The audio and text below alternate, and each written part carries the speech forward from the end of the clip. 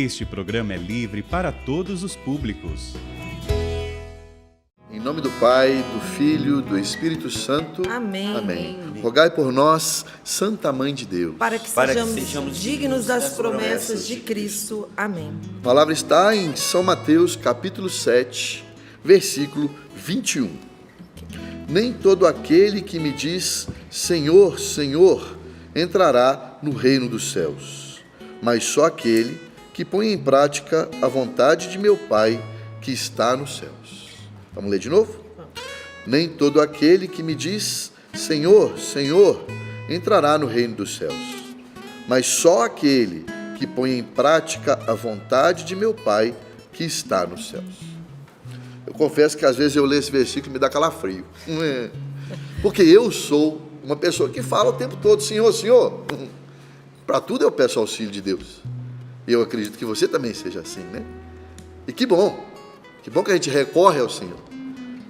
Mas diz o texto que não basta somente isso para ir para o céu. Não basta só dizer Senhor, Senhor, pedir sempre ao Senhor o seu auxílio. Mas diz o texto que só vai entrar no reino dos céus somente, exclusivamente, aquele que faz a vontade do Pai, aquele que faz a vontade de Deus. Então qual é a grande pergunta dessa manhã? Como é que se faz a vontade do Pai? Uma vez que não basta, não é suficiente apenas clamar ao Senhor. Para a gente entrar no céu, esse é nosso objetivo. Ir para o céu. Como disse o Peter, ter uma vida santa. Nós precisamos fazer a vontade de Deus para isso. E aí essa grande pergunta: como é que eu faço a vontade de Deus? Aí claro, nós vamos contar com a ajuda, não vou nem dizer dos universitários, nós vamos contar com a ajuda dos doutores, porque eu recorri a um santo doutor, Santo Afonso de Ligório. Santo Afonso vai dizer o seguinte, que para ser santo, ou seja, para fazer a vontade de Deus, é preciso fazer o que Deus quer e querer o que Deus faz. Vou repetir. Para fazer a vontade de Deus, para ser santo, é preciso de duas coisas: fazer o que Deus quer e querer o que Deus faz. Vamos com calma aqui, com o andor, que o santo é de barro, né? Primeiro, como é que eu faço o que Deus quer? Melhor ainda, como é que eu vou saber o que Deus quer de mim? Eu preciso primeiro saber o que Deus quer de mim, para eu ir lá e fazer o que Ele quer, certo? Certo. Veja bem, nós estamos trilhando aqui um caminho, tá? Talvez eu esteja um pouco acelerado aqui. Peter me deu uma animada tão boa que eu acabei me acelerando aqui, me levantou tanto aqui. Vamos lá. Me levantou pra caramba agora. Então vamos lá. Nós queremos ir para o reino dos céus. Não basta só dizer Senhor, Senhor. Você quer ir para o céu, não quer? Você quer ser santo? Acredito que sim. Para isso, vai dizer Santo Afonso de Ligório, nós precisamos fazer a vontade de Deus. Vai dizer o texto, né? Nós precisamos fazer a vontade de Deus para ser santo. E Santo Afonso vai nos ajudar. Para fazer a vontade de Deus e para ser santo, eu preciso, vai dizer ele, fazer o que Deus quer e querer o que Deus faz. Vamos lá, fazer o que Deus quer. Como é que eu faço o que Deus quer na minha vida? Eu nem sei o que Ele quer. Então eu preciso conversar com Ele, para saber o que Ele quer de mim. Como é que você conversa com Deus? Na oração. O que é a oração? É um diálogo com Deus. De modo especial, e nós falamos disso no início do Sorrindo para a Vida, esse mês é o mês de setembro, minha gente. É o mês da Bíblia na igreja. A igreja é uma mãe mesmo, né? Ela sempre promove, em cada mês do ano, algo para favorecer a nossa espiritualidade, para favorecer a nossa caminhada com Cristo. E no mês de setembro, ela nos favorece dessa forma, nos incentivando com a Sagrada Escritura, porque ali é a palavra de Deus para nós. A Sagrada Escritura é Deus falando diretamente conosco. Por isso que nós incentivamos tanto a você, através da palavra de Deus. Por isso que nós meditamos, pregamos, rezamos com a palavra de Deus. Incentivamos a você a fazer estudo bíblico. Incentivamos com os materiais de evangelização que estávamos falando aqui. Sabia que lá na loja da Canção Nova, você tem ótimas traduções da Sagrada Escritura? A gente geralmente usa a CNBB, né? Mas nós temos a CNBB, nós temos a Ave Maria, temos a Jerusalém, temos a Peregrino. São todas traduções excelentes. Eu tenho todas elas. Bom demais. Sugiro, inclusive, que se você tem uma, adquira, se possível, mais uma. Porque te ajuda no estudo. Te ajuda a entender o texto. E aí, quando você entende o texto, você reza com ele, Deus fala com você. Essa é a meditação cristã. Muita gente faz confusão no que é meditação, por conta de influências de outras religiosidades, vindas de outros lugares, acha que meditação é ficar lá, né? Meio zen, né? Não. Meditação cristã não é isso, sabia? A meditação cristã é justamente quando você lê e estuda a palavra de Deus, quando você traz para a sua vida hoje, a hora que Deus fala com você. Meditação cristã é ouvir a voz de Deus. Quando você ouve a voz de Deus falando para você, por exemplo, através do estudo da palavra de Deus, você está meditando. Por isso que nós precisamos rezar. Por isso que nós precisamos ter uma vida de oração diária.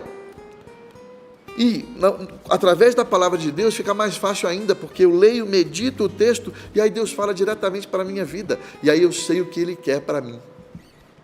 Aí eu começo a cumprir o que está na palavra de hoje. Eu começo a colocar em prática a vontade de Deus, porque eu sei o que Ele está falando para mim. E o estudo bíblico, ele é para você fazer em grupo, sim, mas também para você fazer sozinho. Porque Deus quer falar coisas exclusivamente para você. Deus quer falar coisas diretamente para a sua vida. Para você, como você, e não todo mundo, mas como você vai cumprir a vontade dele. Mas primeiro você precisa ouvi-lo. Para isso você precisa ter uma prática de dialogar, conversar com Deus. E aí você vai saber qual é a vontade dele para você. E aí você vai poder fazer o esforço de cumprir a vontade dele. Resolvido a primeira parte do problema? Beleza. Não é nem problema, né? Solução. Agora você já sabe como ouvir a voz de Deus, para que você coloque a voz de Deus em prática e assim você alcance o reino dos céus. Só que tem o famoso mais. Mas Santo Afonso também fala outra coisa. Ele diz que você precisa, para ser santo, fazer o que Deus quer. Beleza, Deus, eu vou fazer o estudo da palavra, vou ouvir a Deus e aí eu vou fazer o que Ele quer. Mas tem o outro lado da moeda. É preciso também querer o que Deus faz na nossa vida.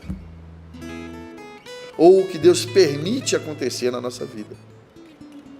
São os dois lados da moeda para se fazer a vontade de Deus, vai nos dizer Santo Afonso de Ligório. Fazer o que Deus quer. Para isso eu ouço na minha oração e vou atrás daquilo que Ele quer. Daquilo que Ele me direciona a fazer. Mas eu também preciso querer o que Deus faz ou o que Deus permite que aconteça na minha vida. E eu acho que essa é a maior luta da nossa vida. Na verdade, não é nem fazer, porque a gente quer fazer o que Deus quer, a gente sabe que é o melhor caminho. A gente se esforça para isso. Eu sei que você está aqui acompanhando, sorrindo para a vida todo dia, porque você quer ouvir a palavra de Deus e você ouve essa palavra e tenta colocar ela em prática no seu dia. Eu sei disso. Quantos testemunhos a gente ouve por aí durante o programa e fora do programa também? Quantas pessoas entram em contato para dizer, nossa, essa palavra me ajudou hoje, nesse dia. Ótimo. Agora precisamos também lutar para querer as coisas que Deus faz na nossa vida. Para aceitar muitas coisas que acontecem e que Deus permite. Às vezes não que Deus queira, mas que Deus permite na nossa vida. Eu costumo dizer que é entrar na porta que Deus abre e não querer abrir a porta que Deus mantém fechada.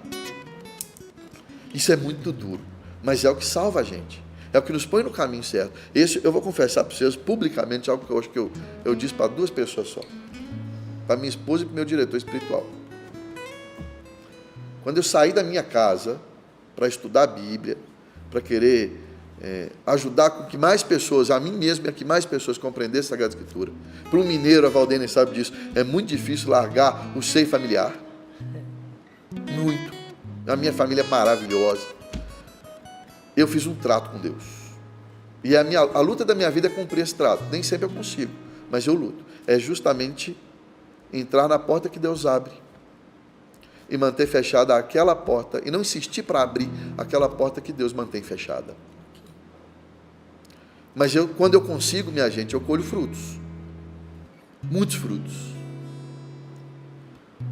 Porque aceitar o que Deus tem para a nossa vida, isso muda a vida da gente. Eu me lembro na época que eu estava com depressão. Muita gente, né? Com problemas de saúde, seja física, seja problemas de saúde de ordem psicológica, como uma depressão, por exemplo.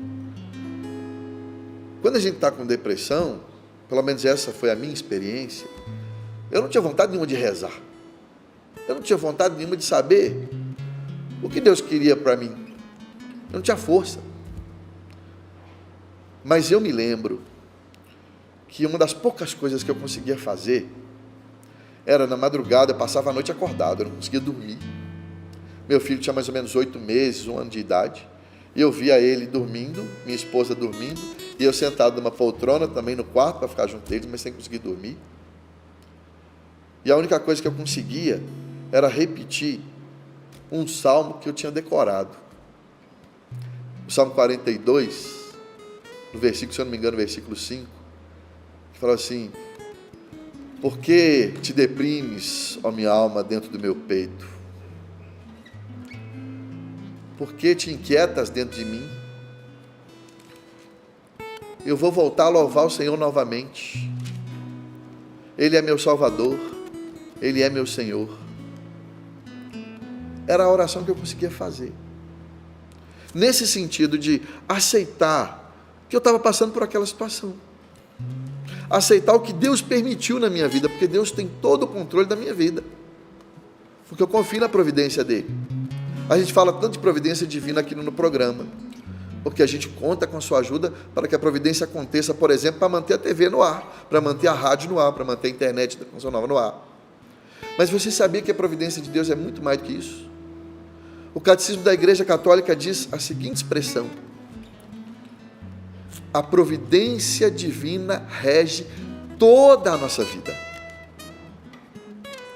E ali, quando eu sentava naquela poltrona no meio da madrugada, que eu repetia esse salmo: por que te deprimes, ó minha alma, no meu peito? Espera em Deus, eu vou louvá-lo novamente, porque Ele é meu Deus, Ele é meu Salvador. E eu repetia de novo: por que te deprimes, minha alma, dentro do meu peito? Espera em Deus, porque eu vou voltar a louvá-lo novamente, porque Ele é meu Deus, Ele é meu Senhor.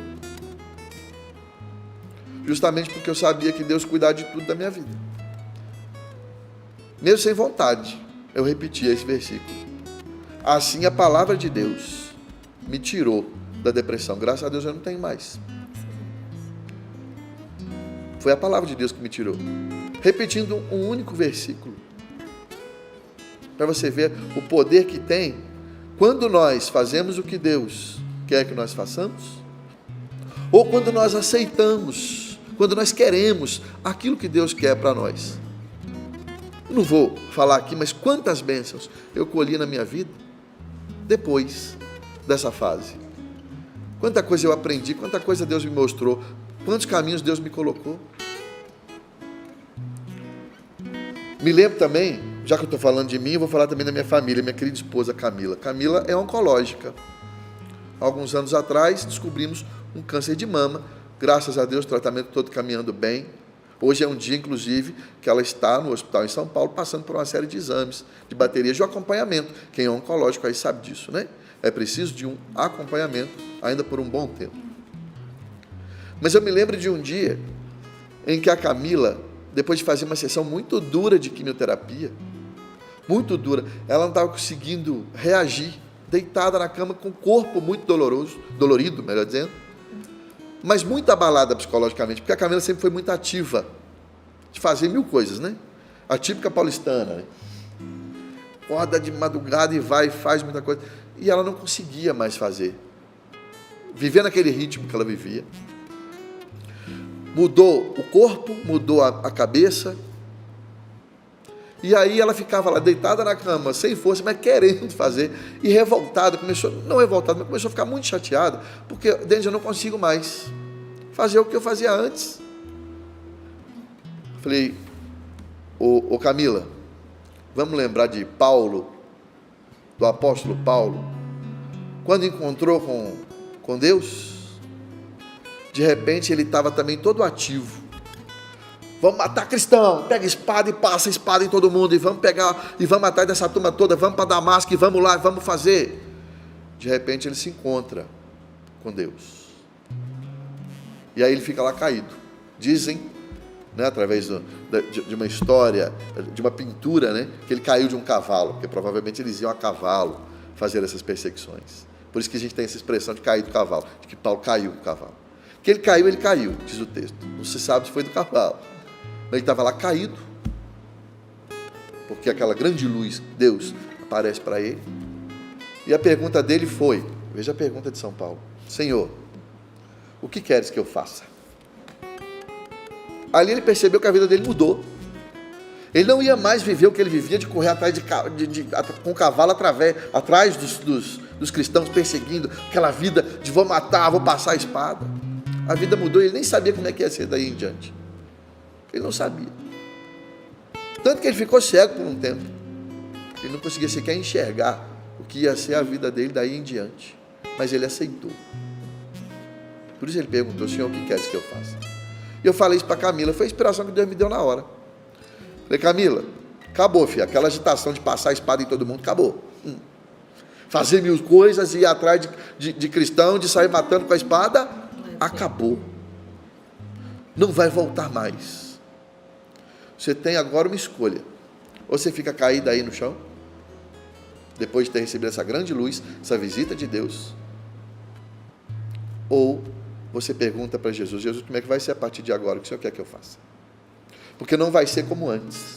Isso é aceitar o que Deus quer para nós, o que Deus tem para nós.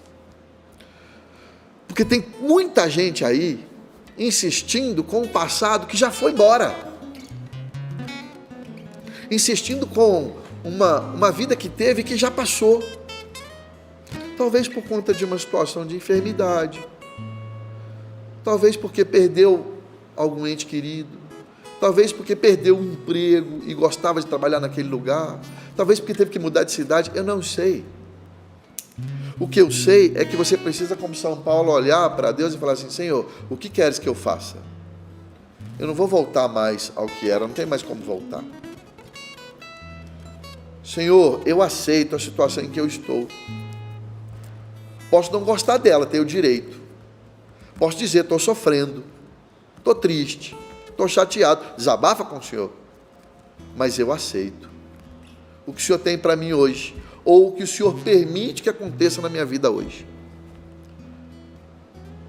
Porque a partir daí eu vou conseguir dar os passos. Porque a gente fica muito apegado à nossa vida. A verdade é essa. A gente fica muito apegado às coisas que nós estamos acostumados, mas para Deus agir na nossa vida, às vezes a vida precisa mudar. E às vezes Deus permite, Deus não quer, mas Deus permite uma depressão, um câncer.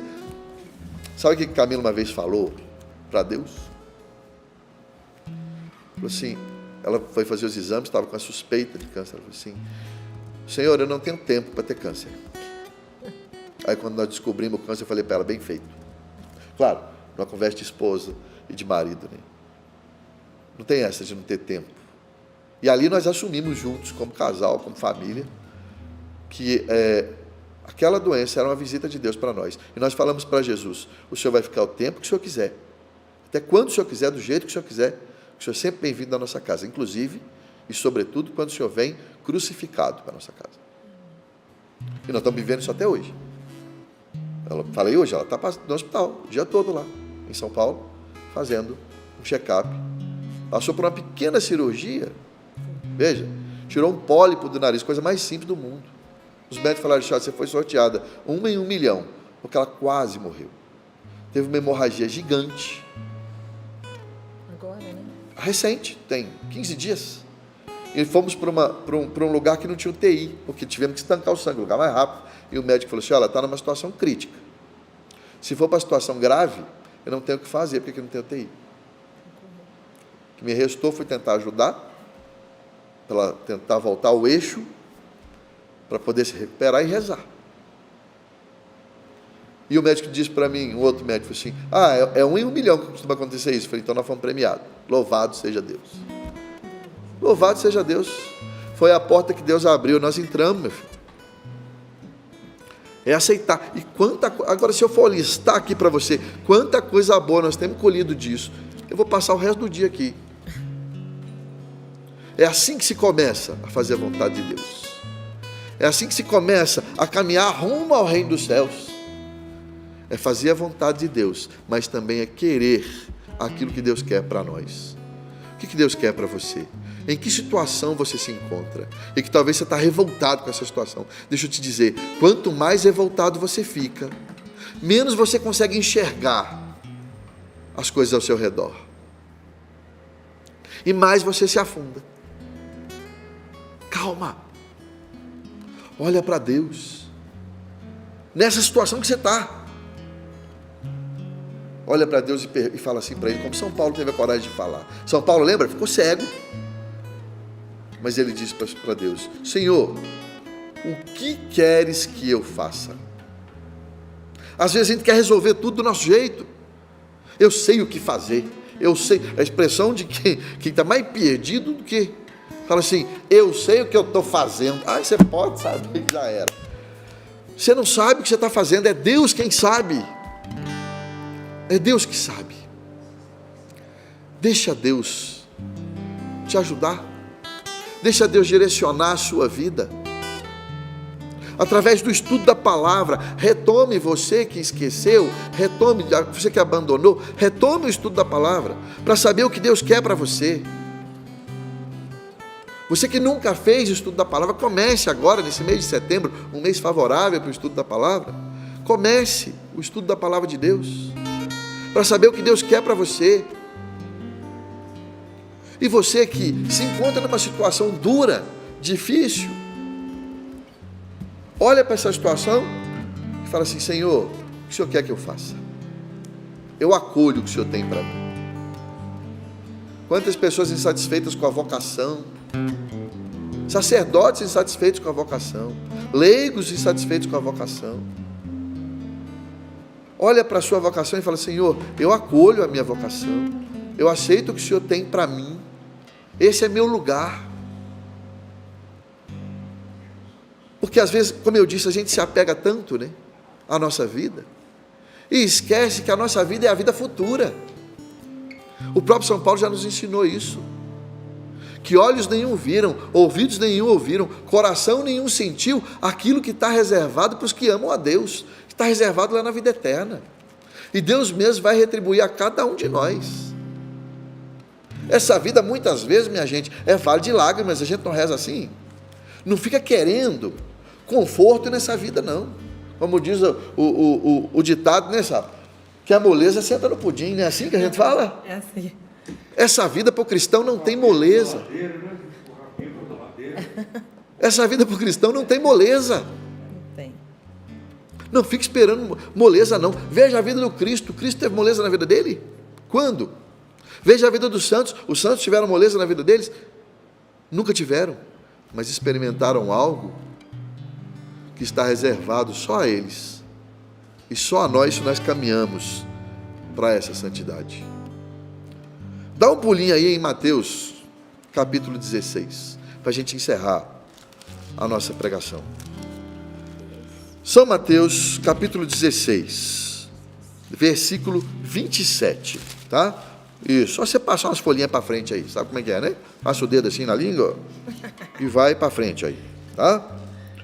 Versículo 27. Pois o Filho do Homem virá na glória do seu Pai com seus anjos e então retribuirá a cada um de acordo com a sua conduta.